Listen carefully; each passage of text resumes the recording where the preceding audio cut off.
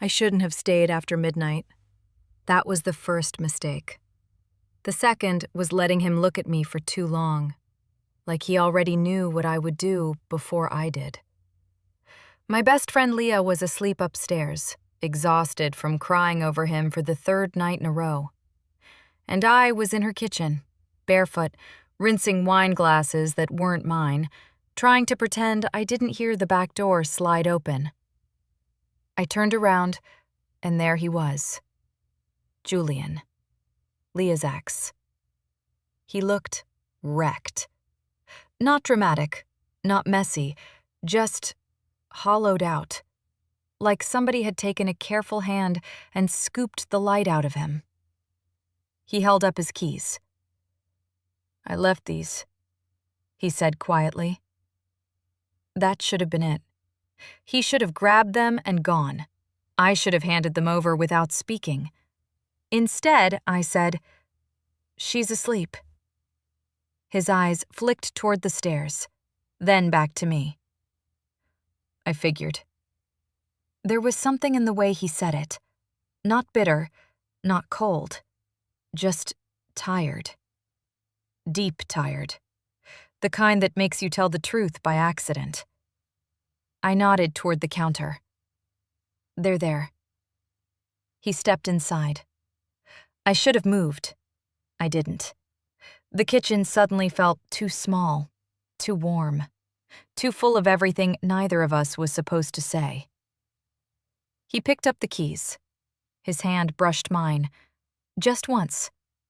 That's all it took for something ugly and electric to move through me.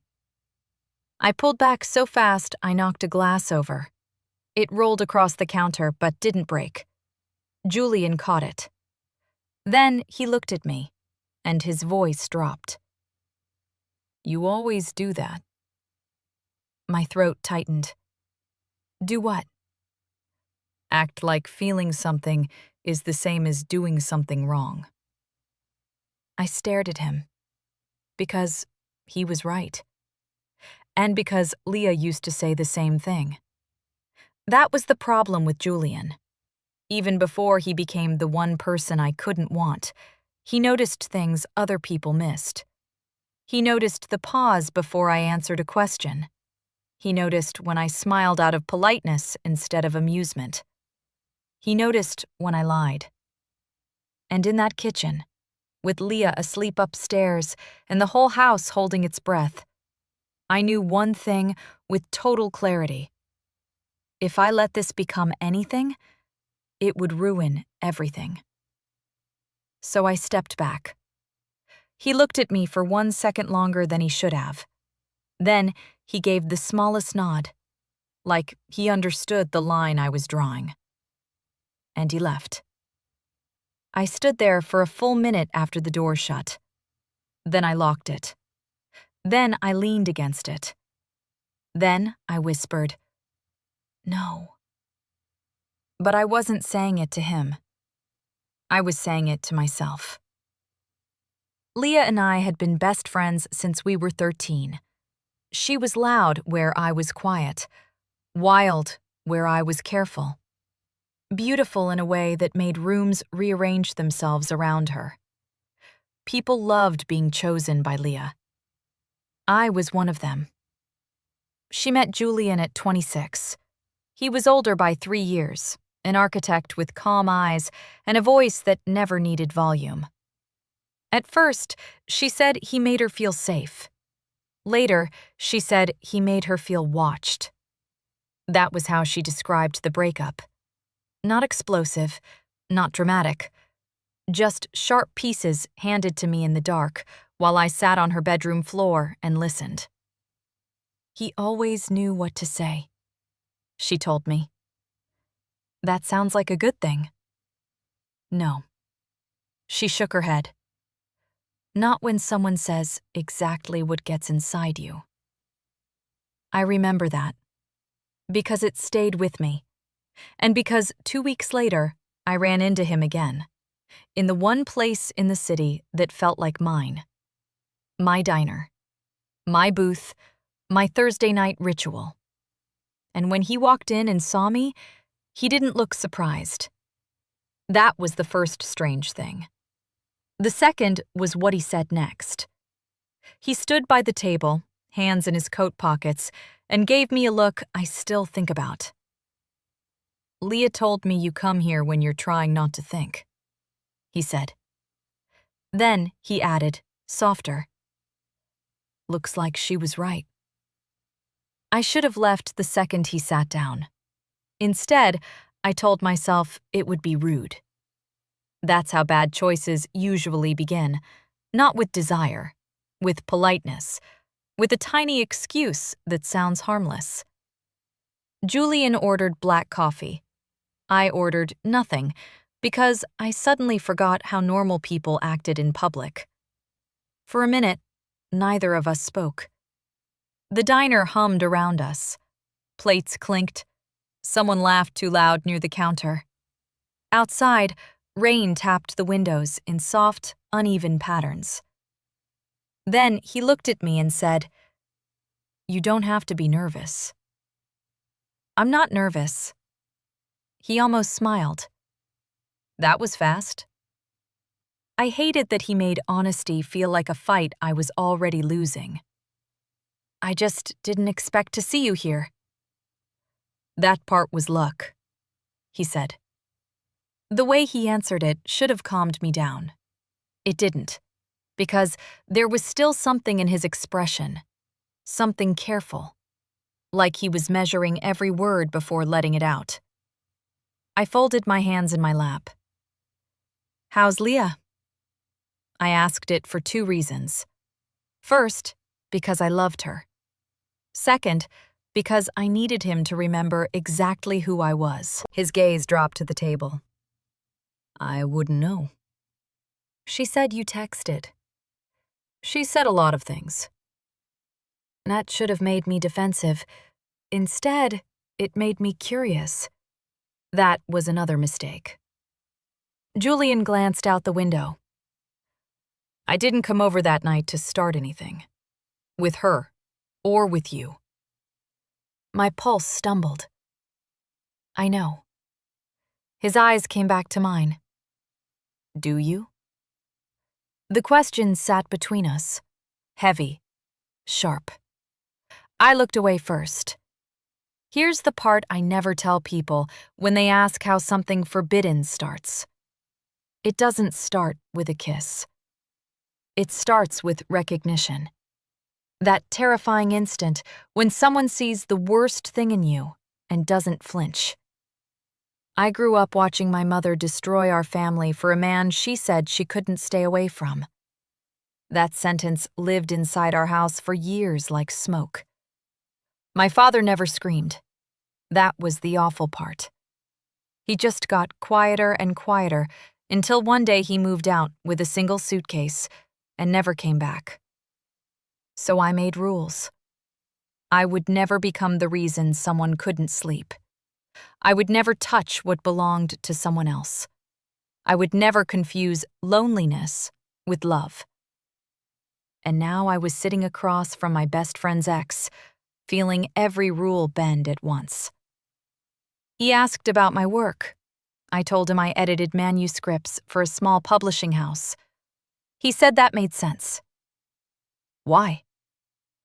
"You listen more than you talk." "You say that like it's a compliment." "It is." I laughed before I meant to. Just once. Soft. Small. But it changed something. The air shifted. He leaned back and studied me for half a second too long. "Leah used to say you were the only person who could sit in silence without making it awkward." I frowned. "She said that?" "More than once." There it was again. That strange feeling. Like he knew parts of me I had never offered him. I should have ended the conversation. Instead, I asked, "Why did you really come over that night?" He didn't answer right away. When he finally did, his voice was lower. "Because I knew if I saw her, I'd say things I couldn't take back." "And me?" That slipped out before I could stop it. Julian held my gaze. "With you," he said. I was afraid I'd say the wrong thing. I don't remember leaving the diner. I remember the rain. I remember him standing under the awning while I waited for my rideshare. I remember the silence stretching until it almost became a confession.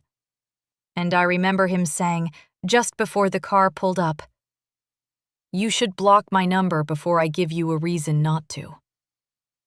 He never asked for mine. That should have been the end. But an hour later, my phone buzzed. Unknown number. One message. I found the first chapter.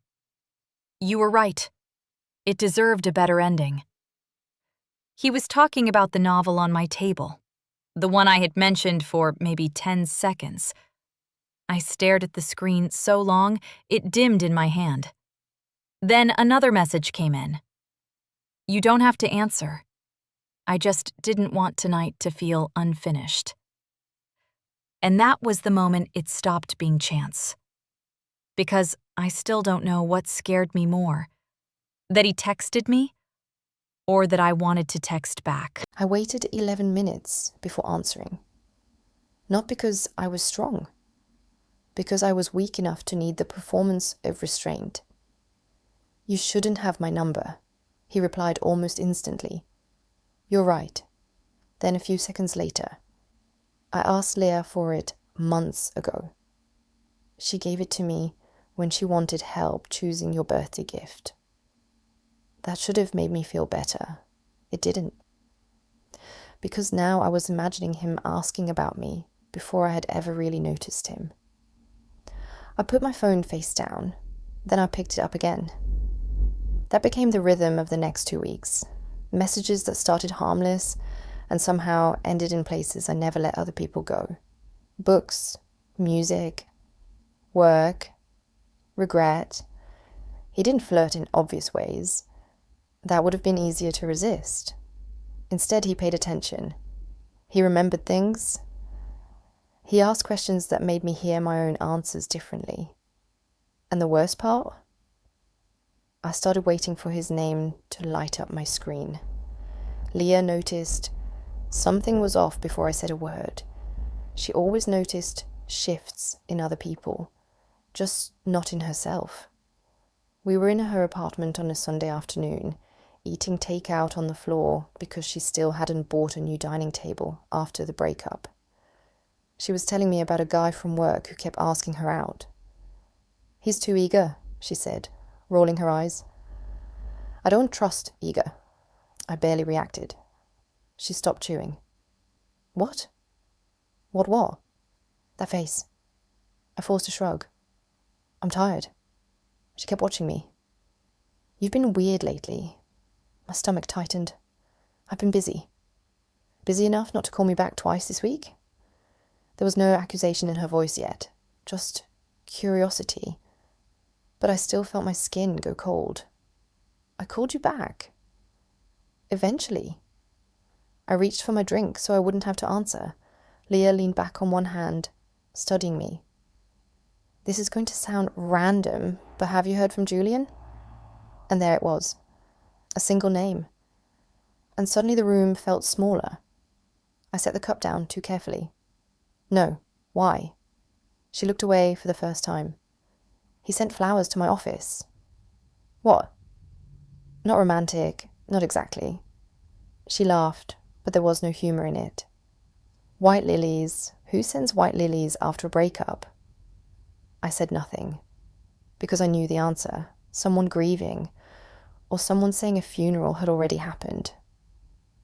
She picked at the edge of the takeout container. There was no note, just my name. Did you ask him about it? No. Why not? Because I don't want him thinking he still has access to me. Her words hit harder than they should have. Access. That was the word she chose. Not history, not love, not pain. Access. And for the first time, I wondered how much of their breakup story I had accepted just because it came from her. That night, I asked Julian about the flowers. He didn't dodge. I sent them because her grandmother loved lilies. She died the day Leah moved out. Leah found out that morning and still went to work. I thought she'd understand why I chose those. I stared at the message. Then another came in. Did she tell you I sent them because I wanted her back? I didn't answer, because yes. That was exactly what she had made it sound like. My chest tightened with something colder than guilt. Doubt. You think betrayal arrives with fireworks. It doesn't. Sometimes it slips in quietly, disguised as a small inconsistency, a detail that doesn't match, a version of someone you love that starts to blur at the edges. 3 days later, Julian asked if he could call me. I typed, "No," twice, deleted it twice. Then I answered on the third ring. His voice came through low and tired. "I need to tell you something before this gets uglier." My hand tightened around the phone. "What gets uglier?" A pause. Then he said, "Leah didn't just leave me, Nora." I sat up straighter. "What are you talking about?" When he answered, his voice sounded like someone opening a locked door. "We were engaged." For a second, I thought I'd heard him wrong. "You're lying." I wish I was. I stood in my apartment, one hand on the kitchen counter, staring at nothing. Leah had told me that they talked about marriage, that it almost happened, that Julian got intense and she panicked, and things fell apart.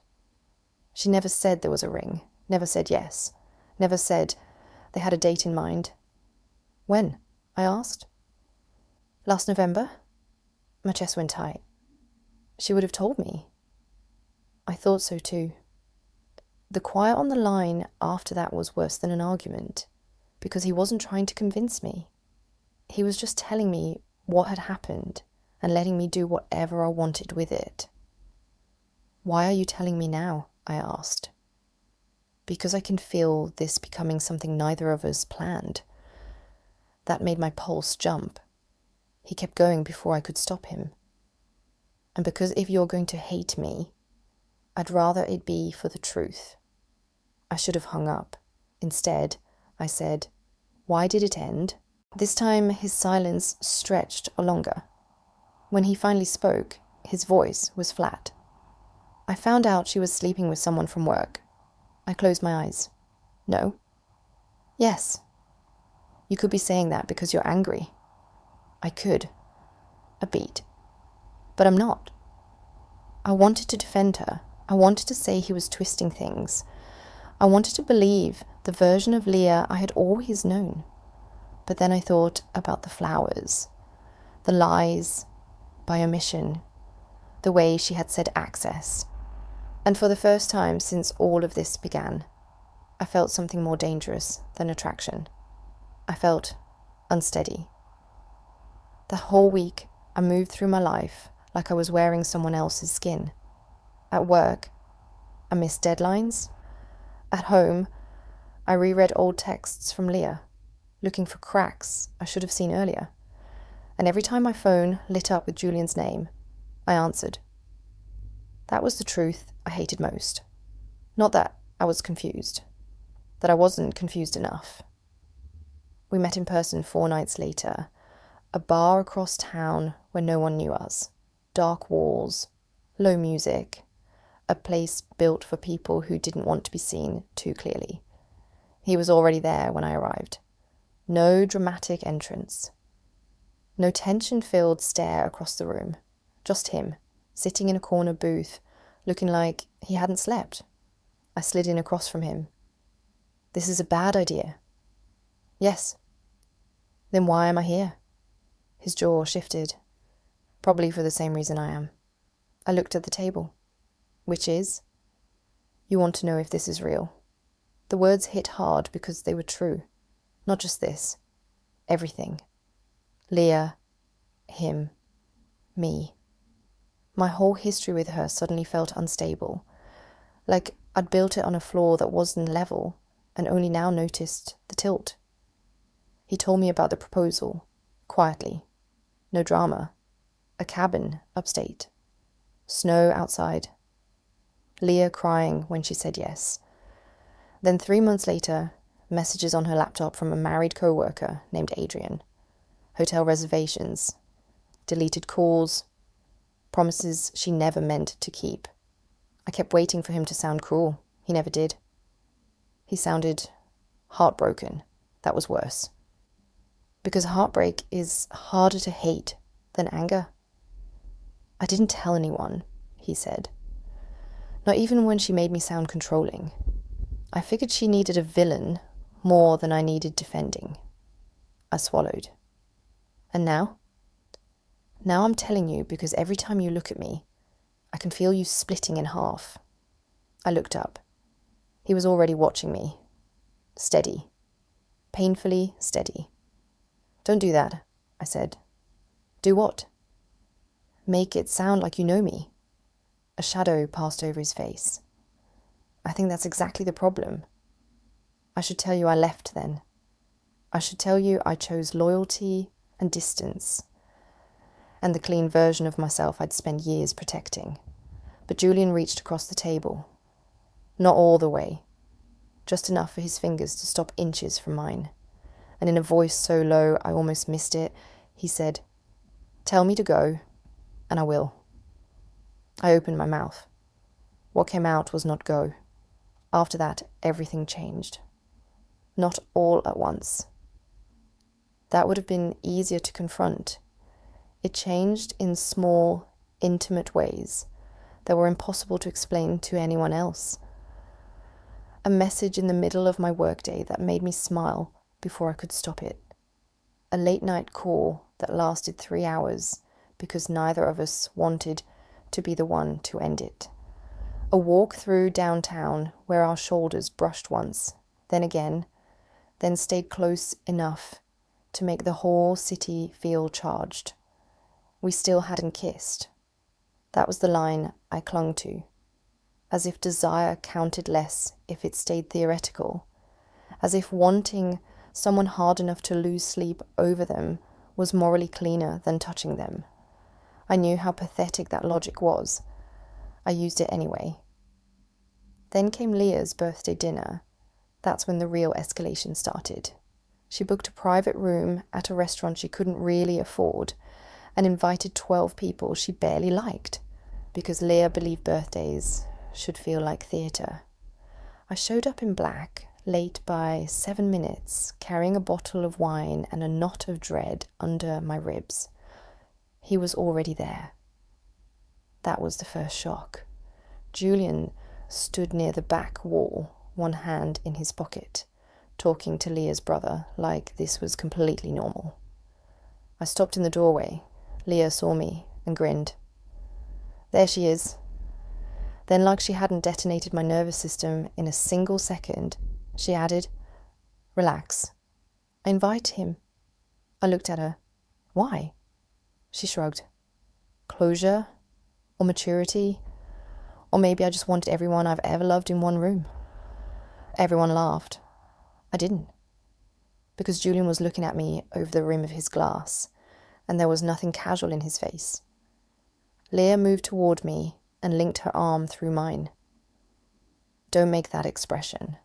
I'm not going to fall apart. Are you sure this is a good idea? Probably not, she said brightly. But when has that ever stopped me? That dinner lasted 2 hours and felt like 10. Every conversation had a second conversation under it. Every joke felt edged.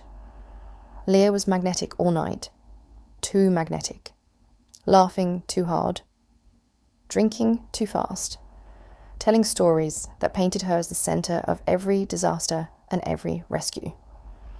Julian barely spoke unless someone asked him something directly, but every time I looked up, I felt his attention. Not constant, not obvious. Worse. Controlled.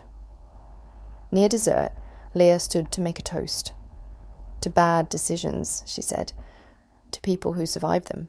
To knowing when to leave before love turns into habit. Everyone clinked glasses. Then her eyes landed on me. For the record, she said, with a smile that felt too sharp. Nora is the only genuinely good person I know, which is why I trust her more than anyone. The room cheered. I smiled. I think that was the moment the guilt stopped being abstract, because she had just handed me the knife without knowing I was already holding it. After dinner, I went to the restroom just to breathe. When I came out, Julian was in the hallway. Of course he was. I stopped walking. He pushed off the wall slowly. I wasn't waiting for you. Liar. A tiny, tired smile touched his mouth. Okay. The hallway was empty. The restaurant noise muffled behind closed doors. I should have walked past him. Instead, I whispered, "Why did she invite you?" His expression changed. To prove she still could. That answer hit harder than I expected. Meaning? Meaning Leah likes to know where the exits are, even when she doesn't plan to use them. I looked away. He stepped closer, not touching, just close enough that I could feel the heat from him. She doesn't know, he said. No. Would she hate you? I laughed once. It sounded broken. That's not the right question. What is? I looked at him then. Really looked. And the truth came out before I could stop it. The right question is whether I'd hate myself. Something in his face softened. Then he said the one thing I was not ready to hear. Too late. And before I could ask what he meant, the restaurant door opened at the end of the hall. Leah's voice carried out, light and careless. Nora! I jumped back. Julian didn't move fast enough, and for one terrible second, all three of us were in the same line of sight. Leah didn't say anything. That was the problem. If she had exploded, maybe I would have known what we were dealing with. Instead, she smiled. A normal smile. A little tipsy. A little distracted.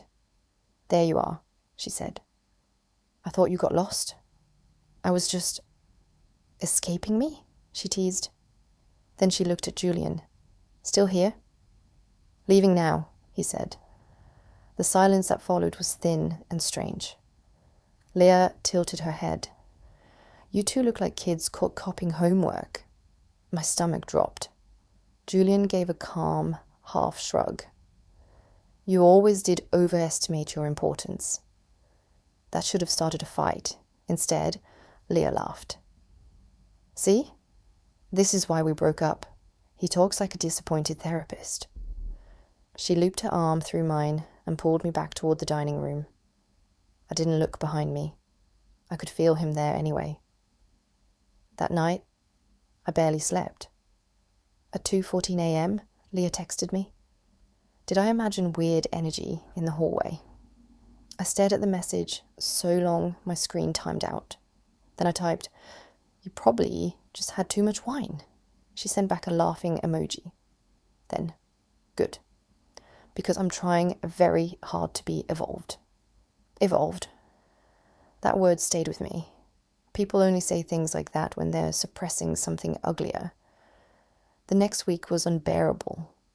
Leah got closer, not farther. She called more, invited herself over, sent me voice notes in the middle of the day about nothing and everything. It felt affectionate on the surface. Underneath, it felt like surveillance. And Julian? He pulled away. No long calls, no late-night messages, just brief, careful replies that made me feel the distance immediately. At first, I told myself this was good, necessary. Then I started checking my phone every 6 minutes like an addict. That was when I understood the truth. It wasn't just that I wanted him.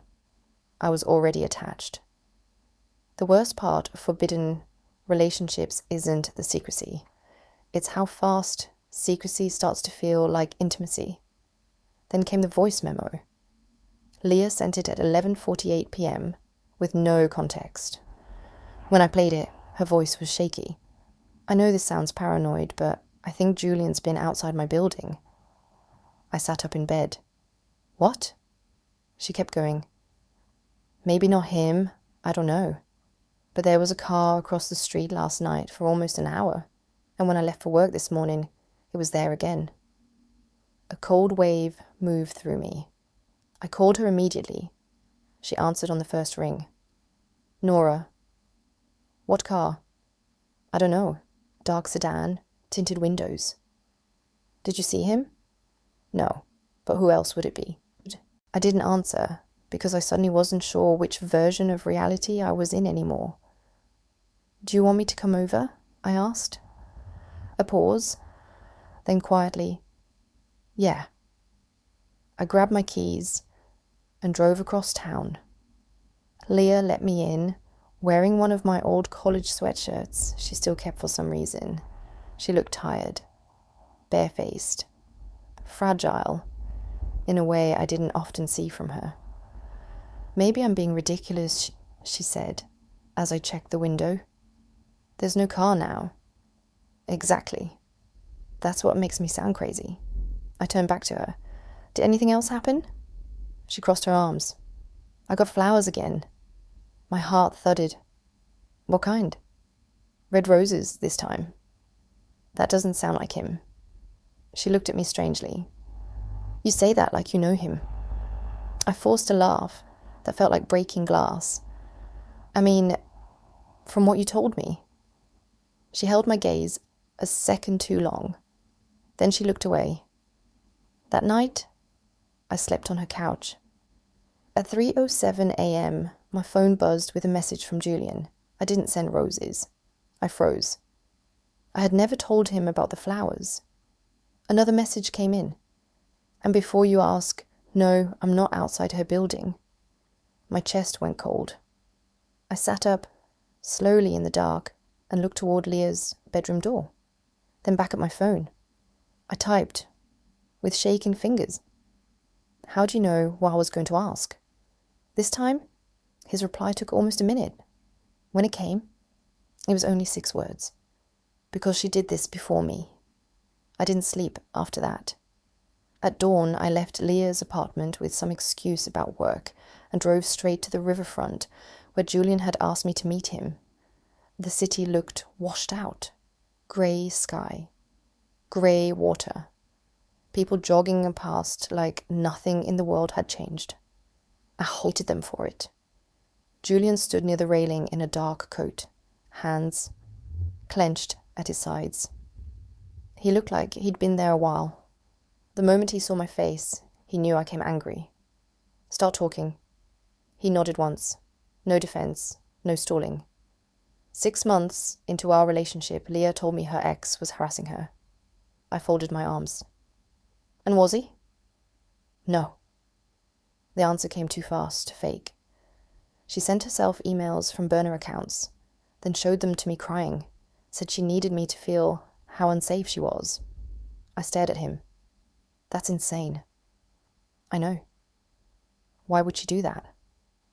He looked out at the water. Because I had pulled away after our first major fight.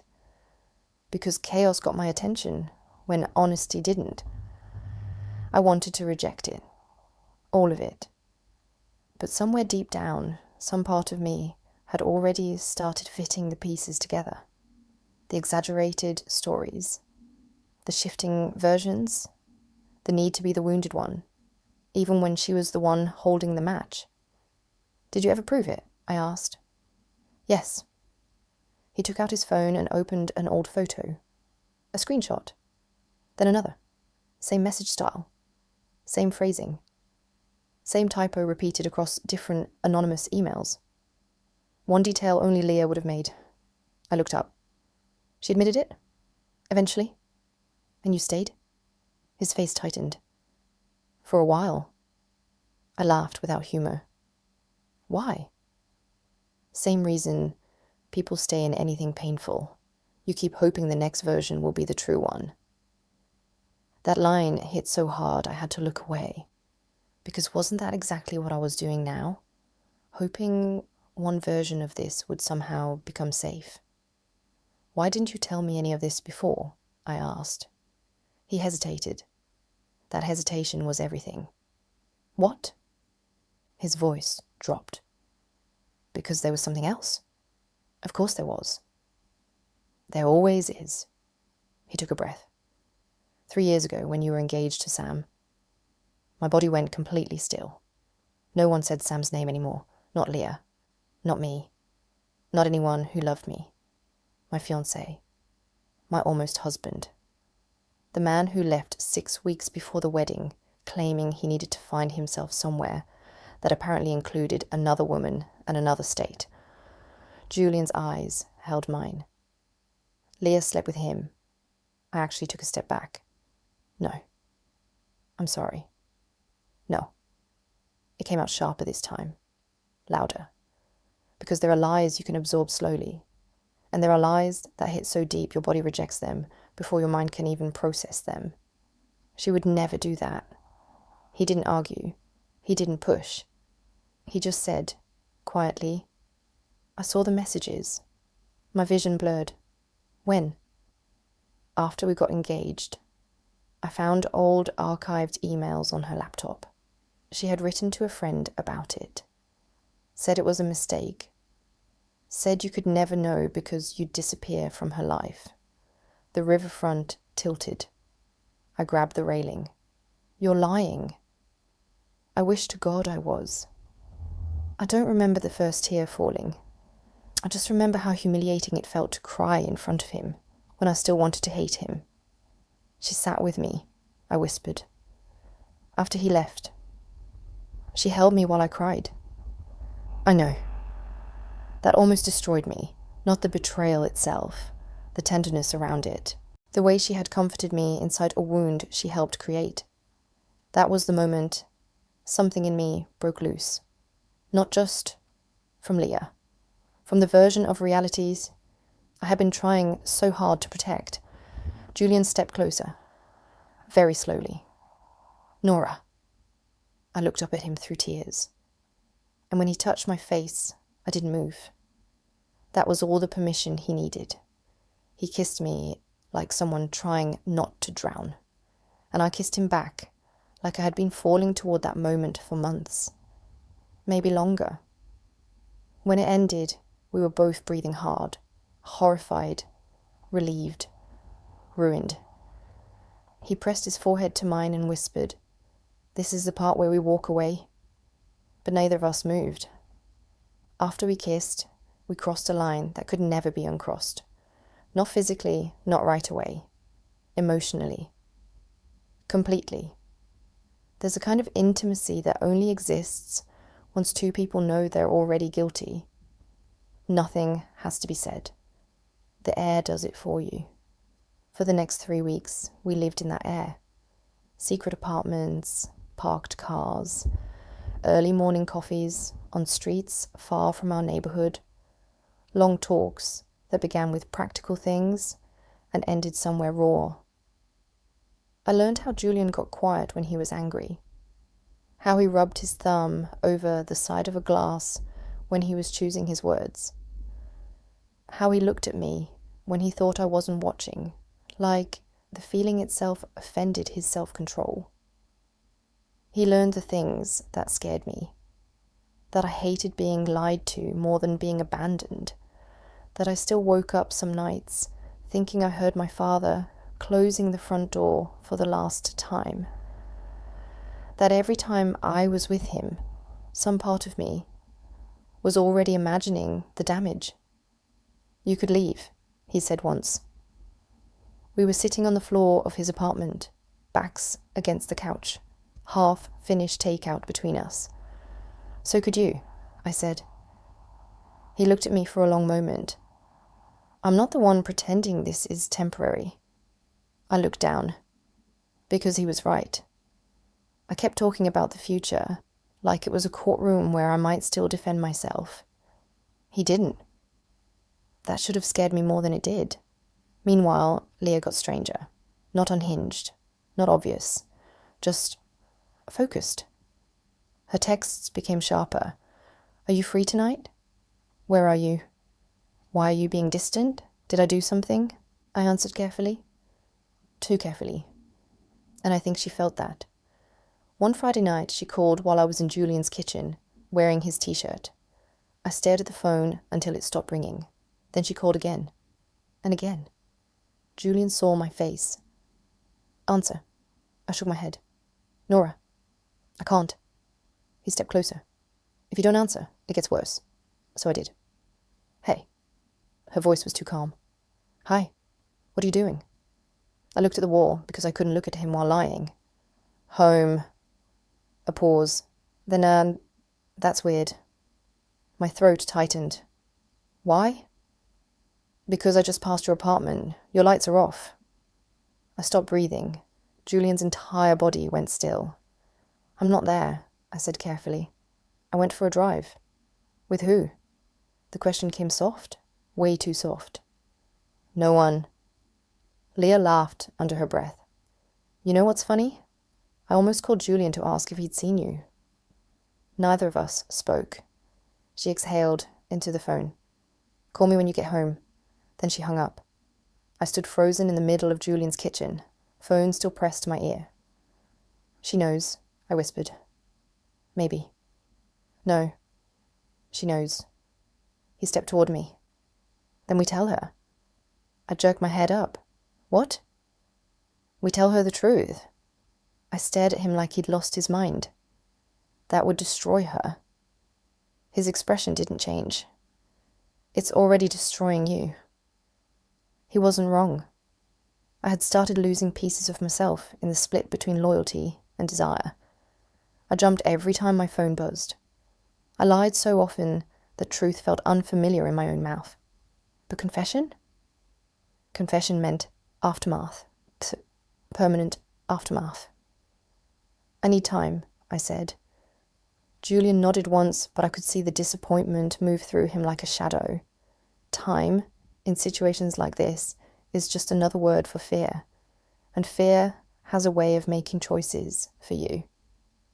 The next evening, Leah sent me a single photo. No text. Just a blurry image of Julian's building, taken from across the street. A minute later, another message came in. How long are you planning to lie to me? I didn't answer the text. I went straight there. Leah was sitting in her car outside Julian's building when I arrived. Engine running. Hands on the wheel. Looking so calm it scared me more than if she'd been screaming. I got into the passenger seat. For a full 5 seconds, neither of us spoke. Then she said, I gave you one thing. My mouth went dry. Leah. No. Her eyes stayed on the windshield. I gave you one thing, Nora. I told myself there were people who would leave me, people who would use me, people who would betray me. But not you. The guilt hit so hard I almost couldn't breathe. I never meant, she laughed. A sharp, broken sound. Of course, you did. Maybe not at first, but at some point you meant every second of it. That was the cruel part. She was right. I closed my eyes. How long have you known? Long enough.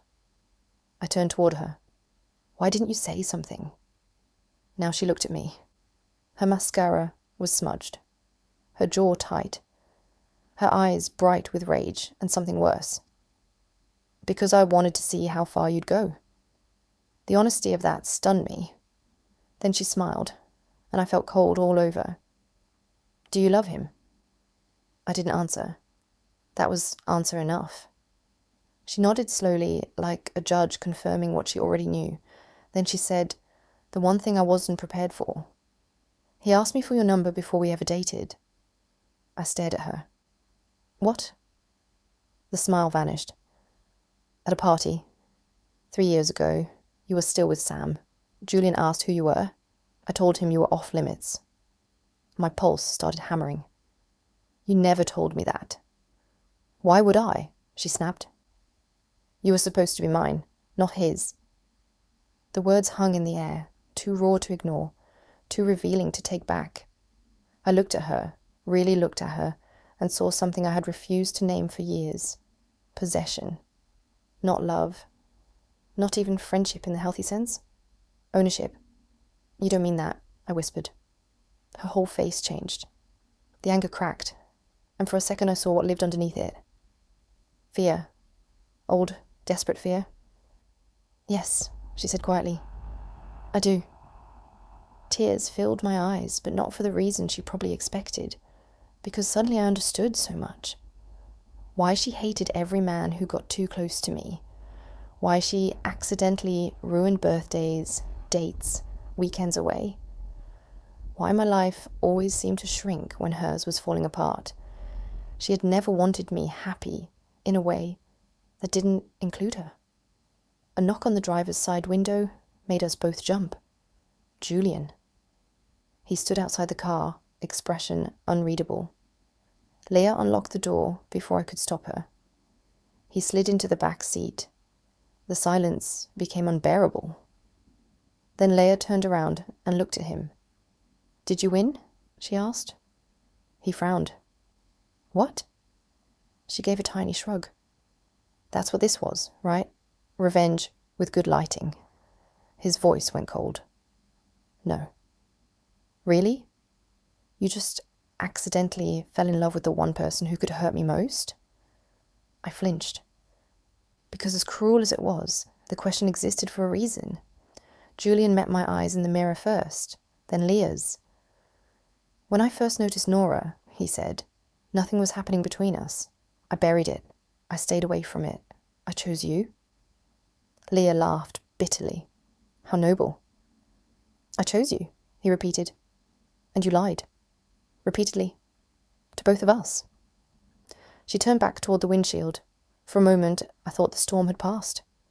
Then she said, almost casually, tell her about the message. Julian went still. I felt it before I understood it. My pulse slowed. Dangerous, slow. What message? Neither of them answered. I turned around in my seat and looked at him. Julian? He exhaled.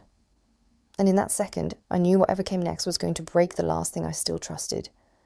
Julian looked wrecked, not guilty in a simple way, not caught, not manipulative, just trapped. Leah smiled without warmth. Go ahead.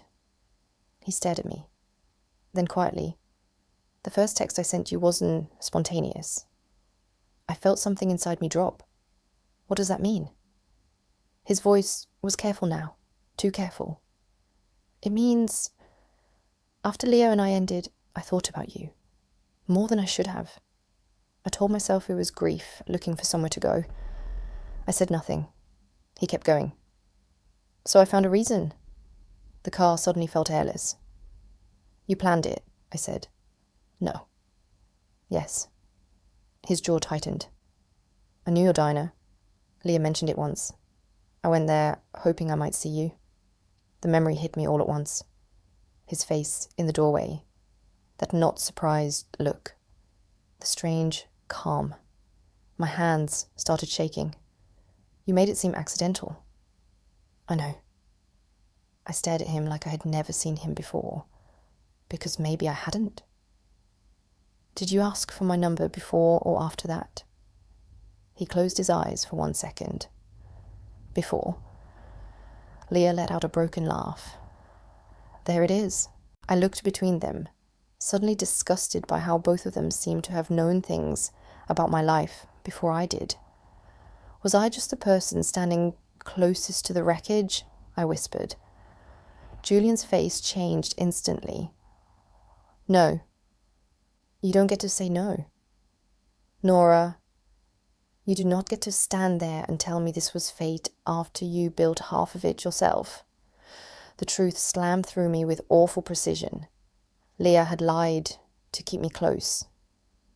Julian had engineered nearness when he should have walked away.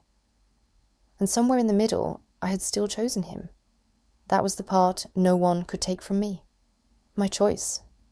My weakness. My hunger. I opened the car door and got out. They both called my name. I kept walking. I don't remember getting home. I remember sitting on my bathroom floor until sunrise. I remember deleting nothing. I remember reading every message like I was trying to locate the exact Second emotion became strategy. Julian came to my apartment that afternoon. I didn't buzz him in. He waited downstairs for an hour. Then he left a note with my doorman. Not dramatic, not manipulative. Just 3 lines in handwriting I recognized immediately. I did wrong by trying to be near you before I had the right. But what I felt after that was real. I will live with whatever you decide. I read it 6 times. Leah called that night. I let it ring. She texted the next morning. You were never supposed to leave me too. That message hurt more than the betrayal, because it was probably the truest thing she had ever said. A week passed, then 2, then a month. I saw neither of them. I moved through work and grocery stores and quiet evenings, like someone relearning how to inhabit her own life. People think heartbreak is about missing someone. Sometimes it's about realizing how much of yourself you handed out while calling it love. 6 weeks later, I was walking home after work when I saw him. Julian stood across the street, not approaching, not calling out, just there, waiting to see if I would cross. For a long moment, neither of us moved. Traffic passed between us. Headlights. Noise. City life, pretending this was an ordinary night. Then my phone buzzed. A message from Leah. I hadn't heard from her in 12 days. I opened it. I'm moving to Seattle. Don't follow me this time. Live your own life. I looked up. Julian was still there, still waiting. No steps forward, no manipulation, no script left to hide behind. Just a man I loved. A man who had wanted me before he should have. A man who had still somehow become real to me anyway. I crossed the street. I wish I could tell you that meant everything turned clean after that. It didn't. Love built in wreckage stays marked by it. Even now, a year later, there are nights I wake up and remember the diner, the first text, the way chance wasn't chance at all. Julian and I live together now. Some days it feels like peace. Some days it feels like we're still paying for something. And once in a while, when he looks at me too knowingly, when he finishes a sentence I haven't spoken yet, when he reaches for me with that same impossible certainty, I feel the old chill come back, because I still don't know the answer to the question that matters most. Did we fall in love after everything went wrong? Or did he quietly build the road to me long before I knew I was walking on it? And if the ending was chosen before I ever had a say, then what exactly am I living in now? Love? Regret? Or the most beautiful mistake I'll never be able to prove wasn't planned from the beginning?